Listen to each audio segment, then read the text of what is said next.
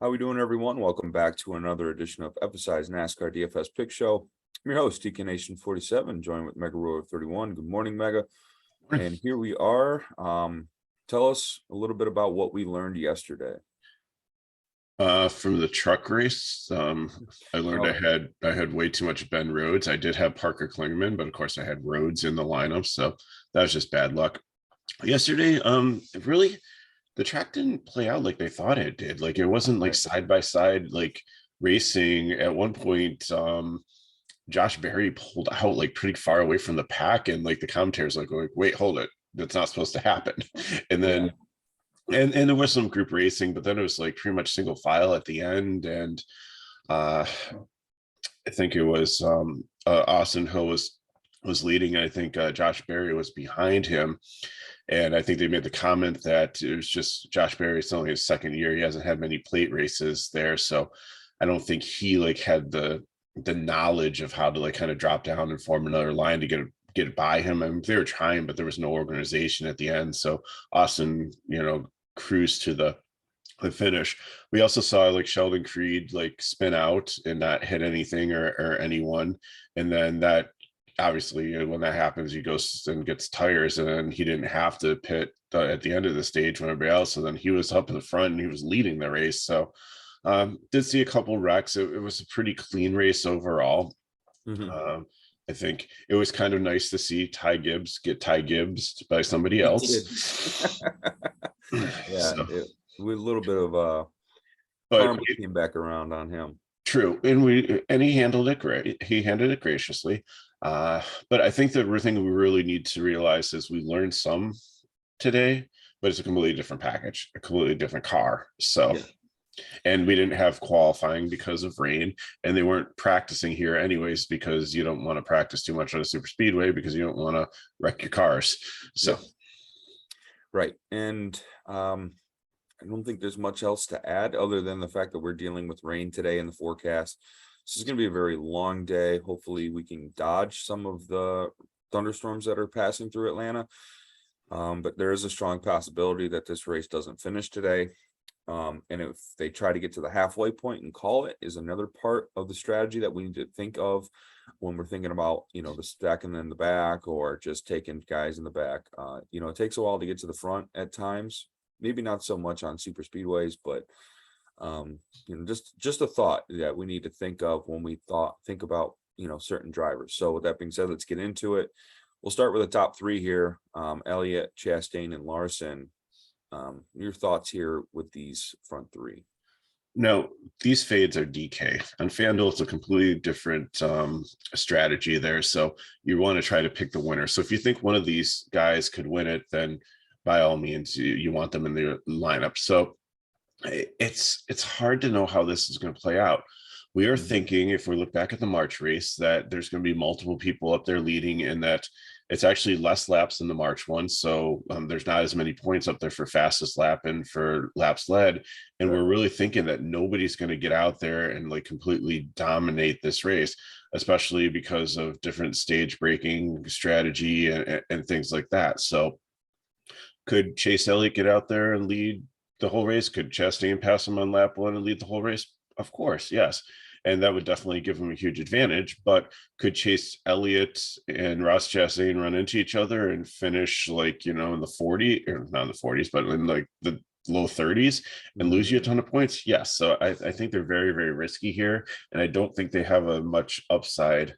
Again, I could be wrong. I didn't think Parker Klingman would lead the whole truck race pretty much, and he did. So they dominated. High variant sport, it's possible. So, but I think the likeliness is that you kind of want to avoid all but probably one of these guys in the top 10.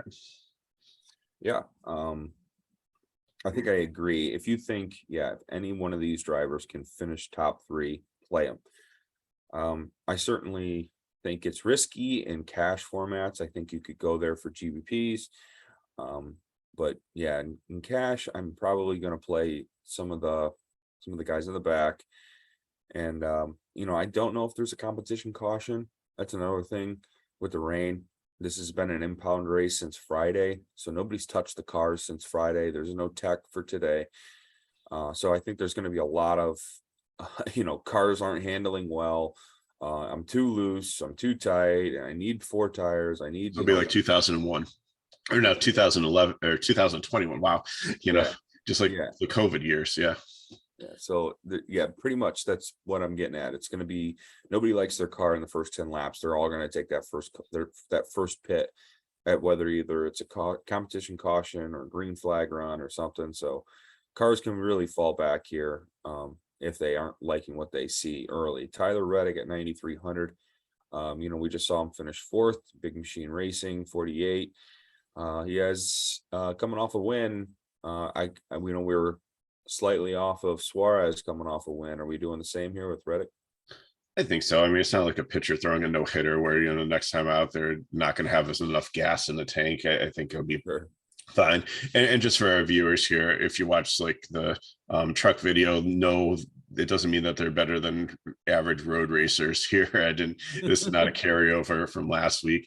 I tried to highlight ones that in this package on super speedways have been, you know, usually above average. It doesn't mean that they are elite or that far above. It just means like above the average point of the drivers they're above. So Reddick, I think, is good. Richard Childress Racing cars have always been decent.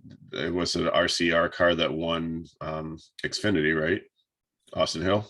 Austin Hill, yeah. Yeah. So they know this track and stuff. His teammate, it's Austin Dillon, has been really, really good here also. So like I said, I like Reddick here. That's why he's not a fade up top here, but I just don't think that he's someone I'm looking for. Yeah, not really high on my list. Neither is Austin Cindric. This is probably a fade for me today, starting way too far forward. And he did win the Daytona 500. That is a speedway. So he does have some of the pedigree to do so, but I don't see it for me. Didn't finish well in the Atlanta race in the spring. I believe he wrecked out. I'm trying to find him here. Not seeing Cindric at all. Oh, yeah, 32nd in an accident. So, I mean, I know that's variance and that can Right. happen, but what And the about city you? tire is still going to be a factor. You know, it's still going to. It's like the turf monster, you know, in football, like where the guy's like has a clear shot at the end zone, and all of a sudden he like falls flat on his face, and there's nobody around him. Yeah, So the good old Daniel Jones. All right, Ryan Blaney, almost said Dave Blaney. 10-7 cash for sure. I love Blaney on speedways. That won't change regardless of the starting spot. yeah, Fords have been fast, and he's been good in this package, and he'll probably work with Cindric and Logano. When it comes down to it, I know Cindric won Daytona, but that was a completely different scenario there, and some other people took each other out. So if Kyle Busch might say he backed into the win, I don't think he really dominated that race, but I do see Blaney up there. I do see Logano probably getting up with him. I do see the Fords have been fast. I mean, this is not the same as like Talladega and Daytona. It's got some of the same principles, like speed wise, but I do think, you know, he's definitely a solid play. So he's the only guy in the top 10 I'd really consider here in cash. Same. All right, Daniel Suarez, Alex Bowman, probably GPPs. Nobody I truly like over the other. Your thoughts? Yeah. Suarez has been fast. I don't know how he is in this style. Alex Bowman's like always a guy that's been decent on super speedways. So if he finishes in the top 10, it's not going to surprise me, but I don't know if he has enough. 78 is not a bad price. That's why he's a GP, not a fade here, because you're not paying like 10K to see if he stays in the top 10 and finishes well. Yeah. So I think it's definitely doable. I think it's possible for Bowman and Suarez. Now with the rain pending, there is a strategy I think you can play, and that is, you know, maybe taking guys here in the top 15 and think, you know, hey, maybe rain shortened race, they only get through, you know, half of stage 2, or they get through stage 2, and, you know, rain calls the race before. I don't know if they have lights at Atlanta, so I know that's always a question we have to deal with in NASCAR. And there's got to be some web page that says like lights or no lights. So right, but Suarez finished fourth in the spring, Bowman 10th. I mean, it's possible, but are they going to make it on points to be in the optimal lineup starting this far forward? I don't know. So they'd have to really finish inside that top 5. So it's risky. Martin Truex Jr. 9,100. Any love? Looks like it's a fade here for you. He's not good at super speedways. He's not a really good drafter. He usually gets into trouble. So no, I'm not interested in him. Don't tell my daughter. Yep. Kevin Harvick really sunk me last week. Is he going to sink me again if I go to the fade? But I'm not jumping at the bit here to play him at starting 10th. But I love the price tag. That's crazy. I've never seen him 7,600. So if you Google Atlanta Motor Speedway and lights, apparently they have a spectacular holiday light show there. So I don't know. Nice. Holiday light show Atlanta booked now. Yeah, Kevin Harvick 7,600. I mean, that's a crazy price tag. Why not? I would say it. Yeah, it's the thing, same thing as Bo. He's good at speedways 10th, so there's a little bit of place. Yeah. It does. There's actually a website. It says insert answer here, and it has all the tracks listed, and it says yes or no for lights. It says Atlanta Motor Speedway, yes for lights. So okay, well, maybe they run it late. Who knows?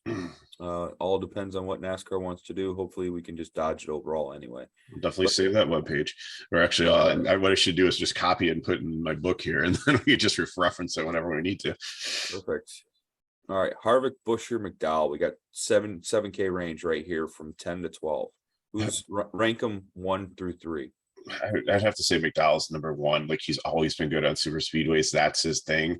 But then again, is this like the same principles? But I mean, he's been in great form recently. We've talked about that. So I'd say McDowell. I know, like, a viewer did point out last week or whenever, like, the road course, like, Busher has been really good on it, and they were right. So but I don't know. I think I like him better at like 1.5-mile tracks, like Homestead, like ones like that for Busher. He did finish 7th in the spring. Yeah. That's why I have him as GPPs and not fades. So I think, if you're looking for a 7K guy to put into your lineup, any of them work depending on how much money you have. I think McDowell's probably the speedway specialist here, and then Harvick, and then Busher third. I think that's how I'd rank them. All right, there we go. William Byron, 9,500, winner of the spring race, starting 13th. This is probably where I think cash games start. He's the hot. I know we talked about Blaney, but in my cash lineup, I think Byron's the furthest front starting driver I would take. Yeah, I think that's a fair claim. Winner of the spring race, as mentioned, really good on, super speedways. And, I know this is a hybrid, but he has the pedigree. I think 9,500 is a really good price tag. And he's one that could dominate if, get up there. And yeah, he could. Briscoe and Bell, 7,900, 8,500. If you're going with a balanced build, I don't mind it. I think there's room for error, and I also think there's room for upside. I think it's a boom or bust kind of range with these two. Your thoughts? I like Briscoe because he's a Ford, and it'll probably work with the other Fords if they do group together. Like, again, we don't know if they'll do that much here on a super speedway, or not being a super speedway. So we'll have to see what happens there. But Bell, I'm really concerned with, because if you read like NASCAR.com, Bubba Wallace's pit crew has just been abysmal. And the Joe Gibbs Racing, who actually supports the pits crew for 2311 Racing, they actually switched up some of the people. So Bell sent some of his good people to Wallace to try to help him, because he's in a threat not to make the playoffs. But Bell got some of the guys from Wallace's that might have not been as efficient. So kind of scares me a little bit. And Bell had pit crew issues here in the spring, which kind of hurt him. So interesting narrative playing out here with these two. I'm probably a little more nervous like you on Bell. Briscoe, I think, could be fine. Denny Hamlin, 9,700. I'll let you have the floor. Yeah, I think he is really, really good at this type. Like, there was a whole stretch where like he just dominated Daytona. The Toyotas were fast here back in the spring. So I think really, I love the paint scheme. He's going to be on the cover. It's like a Coke car, so it's not like the normal FedEx one. So I think that he's really he's got some work. He's won a race, so he's in the playoffs. But I think he definitely wants to improve his positioning, and I think this is a great race to do it. So I really really like him here. Yeah, I mean, at some point you're going to have to think if a new winner keeps winning, you might not get in just on that win alone. You're going to have points. Denny Hamlin has, kind of gone up and down this year with 30th place finishes because of wrecking out or top fives. So I think he's kind of due right now. I think this is like part of the roller coaster that we're heading to the peak, and we could see him have a really nice day. So I'm on board with Denny. Joey Logano at 9,600, I think, is another strong play. You do expect some high ownership here? Yeah, I think just because of how good, and I don't know why he's not. He should be baby blue, definitely. Yeah, He, Logano's yeah, pretty dang good on speedways. yeah. So and I think that's either they'll pair the two of them or he'll be the pivot off of Hamlin. If people are going more with a Ford build, if like people are trying to play the manufacturer narrative. So yeah, but I do think he'll be very, very popular. Finished 9th in the spring, started 3rd. Cole Custer 6,200. I think GPP is fair for Cole Custer. Yeah. He's getting kind of warmed up. 6,200. I mean, that's pretty solid value. Yeah, it's just the Stuart Haas cars sometimes, besides Harvick, haven't had speed as much. He just seems to find trouble. He's like one that qualifies well, but then just doesn't finish the greatest. So yeah, obviously this qualifying was not part of his, right. So no adjustments to the car at all. Yeah, this could be one of those cars that goes to the back because it's not running well, it's not handling well. They hadn't had time on the track, so I could really see that wrecked out in the spring. So maybe we should be really cautious with Cole Custer, but just wanted to point out 6,200 is not a bad price tag. And now that I look farther down the list, there's probably a slew of people I'd rather play. So maybe Cole Custer is GBP to fade. Kyle Busch 9,900. I just changed him to GPP. I had him as cash, but then I remember there was no practice or anything. So oh yeah, we know how this goes. COVID year was not a good year for Kyle Busch. No practices. Spent a lot of time arguing with his crew chief about in the first 30 laps about how much the car sucks. So we could really see something like that happen today, but certainly a driver. And we see him wreck, and we see the pout face on a golf cart against it. I could see that today. We don't normally take him at super speedways anyway. And this hybrid, it might not mix well. So I might be more heavier on Hamlin and Logano than I am on Kyle Busch in that 9K range. Ricky Stenhouse Jr. at 7,100. Man, he was crushing this race. We were on him in the spring, blew that tire from the lead. That was such bad luck. We were doing really well when that was going on. We're going back to the well, right? Absolutely. Yep. This is, I think, the redemption race here. Yeah, I like it. Man, I hope variance doesn't happen twice. Kurt Busch finished top 3 here in the spring. I don't mind him there at 8,200. No, the Toyotas are fast. I think he's definitely one to watch here. Right, a lot of place differential too. We like both Stenhouse and Kurt Busch. Eric Almirola 7,400. I have him as GPP. There's a lot of chatter in the industry of people really like him, but it's not a flat track. It's not like New Hampshire or anything. Yeah.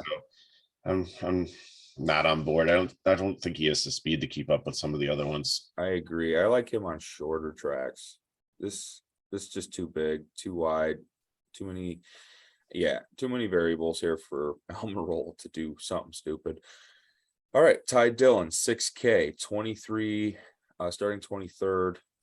Any thoughts? He should almost be blue here. He's usually good in the format, but he keeps his car clean. Yeah, he struggled in the spring race, though. He just didn't seem to have the speed to make any advancement. He's had speed this year though, but he just didn't seem to have it at Atlanta. So that's why he's a GPP. He's interested here, but I'd rather play the guys below him.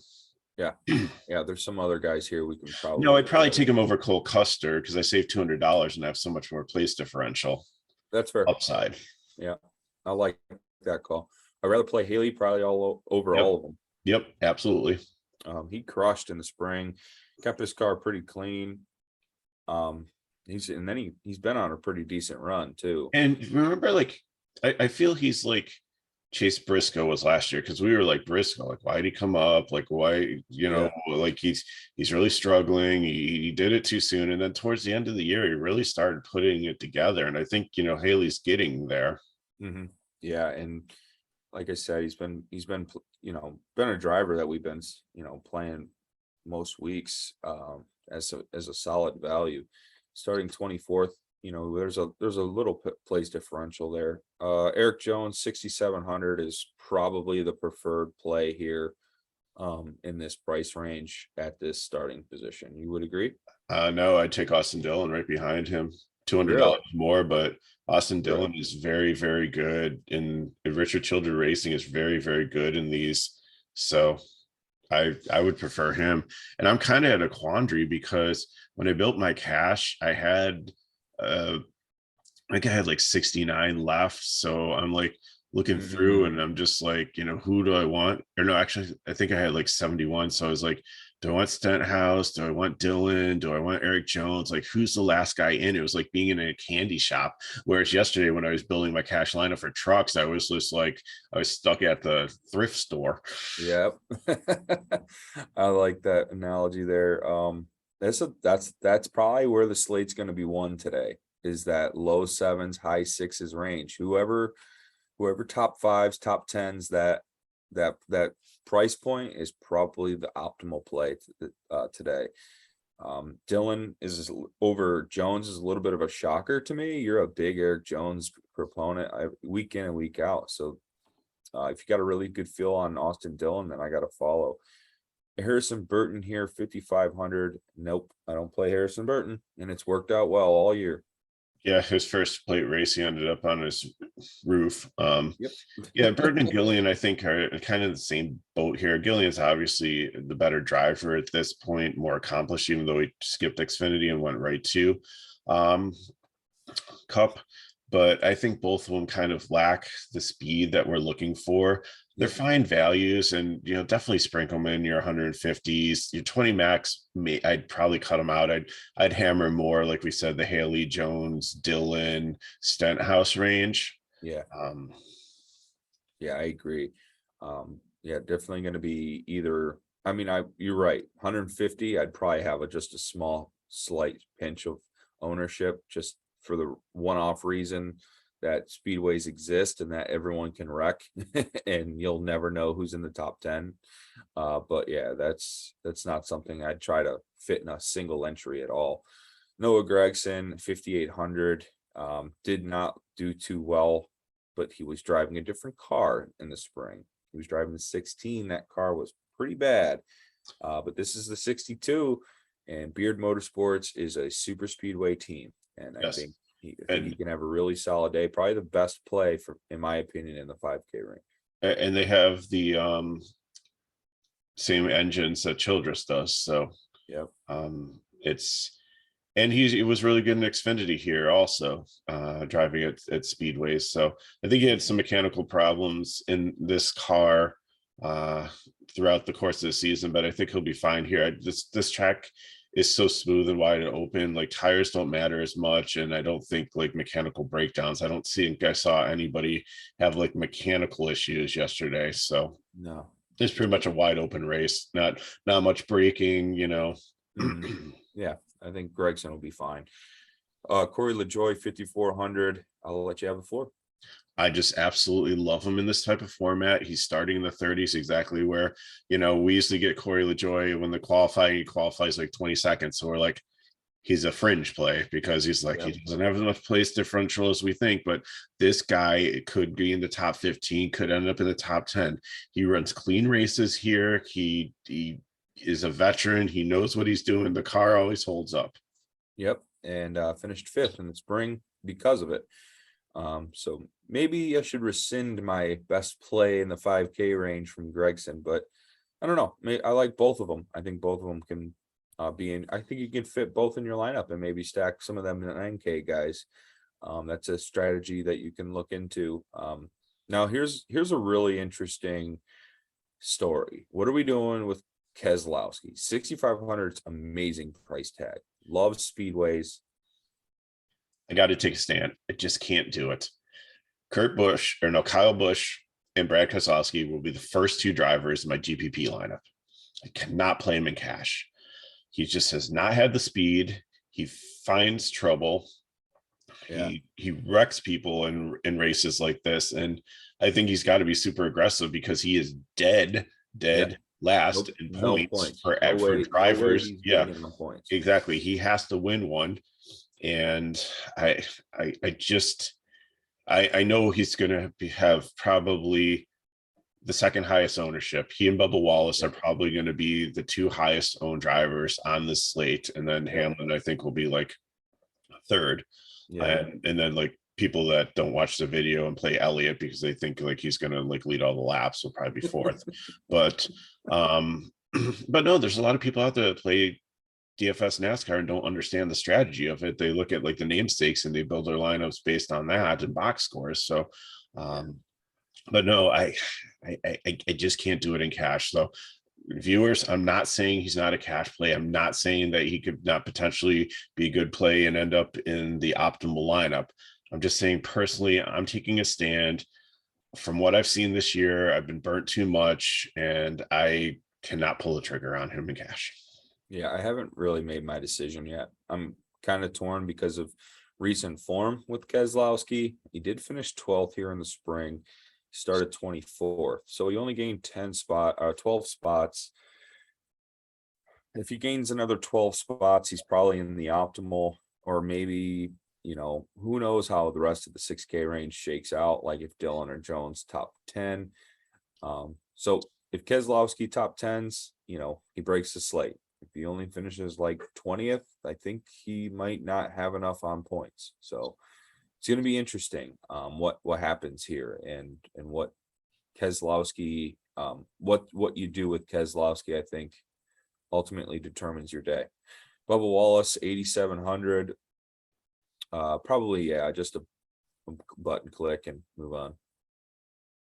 Yeah, just don't overthink it. Just lock him in. He's good at super speedways. He won the Talladega race, even though his range shortened. But again, this one might be the same situation. So might be a chance for Bubba to get a win. He's got the new pit crew. I know he's had tire issues this year. So, but this is not like a tire wear track. I know Stenhouse had one, but I think Goodyear's really tried to work or even had as many issues. So they better have changed that tire from the spring. That was an awful tire. All right. Smidley, Ware, McLeod. All guys that will hand out in the back, kind of. Yeah. Just their equipment might be a little bit slower.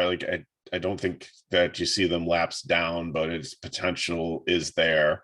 They should be able, like attrition. If there's a wreck, they move up. If not, then you risk that they finish, pretty much where they start and gain no points and really do nothing for you. Yeah, it's risky. But certainly not something you throw out. Right. Biffle finished 20th. McLeod finished 19th. Reagan's 18th. Blicky 16th. These were all cars that were running basically that were, 4 or 5 laps down most of the race, but guys that were wrecking out, that are basically just trying to make minimum speed were behind them because they, they spent like 10 laps in the pits trying to fix their car. Right. So, I mean, that's speedways, but okay, I guess with that, I mean, is Castle in the race, or he's in the race, but he's not in DK or FanDuel at this point. I don't think they add him at that point. They usually don't. He's driving the 16 Cully car, I believe. And then Josh Bilicki is not racing, so don't use him if but usually the sites are pretty good at putting an O or making them red or something like that. Bilicki is on this slate in DraftKings, but Yeah, so. Okay, with that last thing we will probably say here is leave salary. Do not be Yes. afraid to leave salary. 1K, 2K, it's left in salary, just 10K, you know, if you just want to play like Dylan, Haley, Jones, like all these guys back here, that's perfectly Bub- fine for this Bubba. format.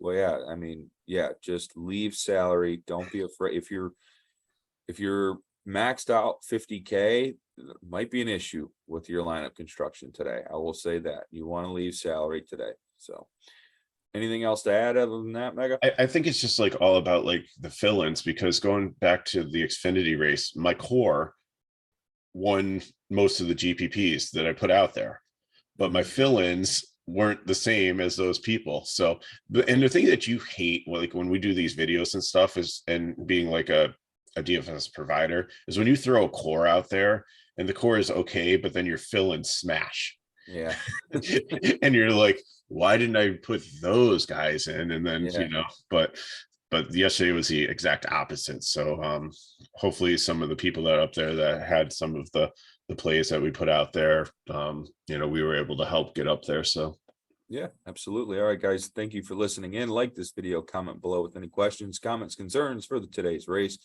You can follow me on Twitter at TKNation47. You can follow Mega there on at MegaRuler31.